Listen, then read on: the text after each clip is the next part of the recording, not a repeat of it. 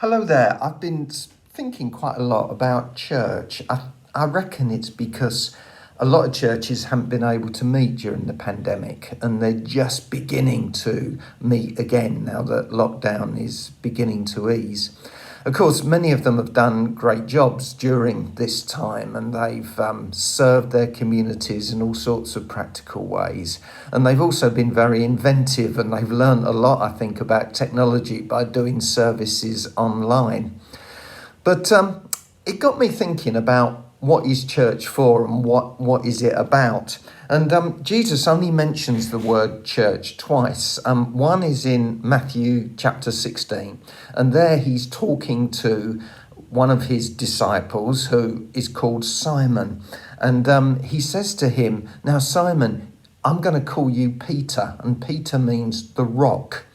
And he then says, "On this rock I will build my church." So he kind of instigates the fact that there's going to be this group of people called the church. And he then says, this church will finally smash the gates of hell. So an amazing thing. But then the other time he talks about church is a couple of chapters later in Matthew 18. And he says there, if someone does something wrong to you, he says, try and sort it out on your own with them. Don't go and gossip it to everyone. Sort it out on your own.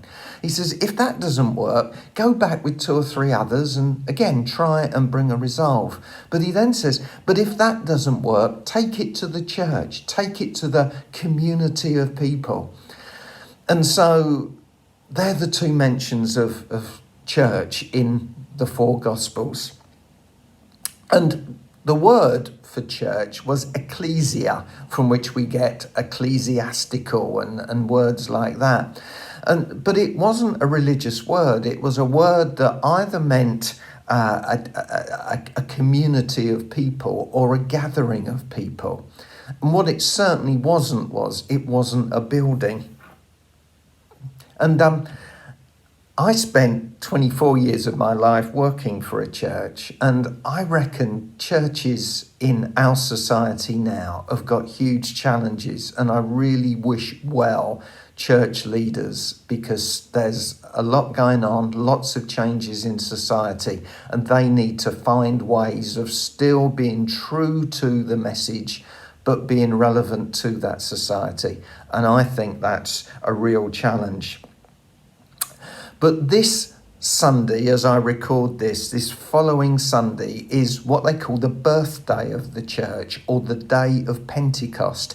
Pentecost was a Jewish festival. And on this day, 2,000 years ago, just after the Easter story, the story of Jesus' death and his resurrection, and then on Ascension Day when he was taken up into heaven, the believers, about 120 of them, were together, and they were locked in a room because they were worried they might get arrested, and they were praying. And as they were, we're told that tongues of fire came down on them, and they all began to speak different languages that they'd not learned.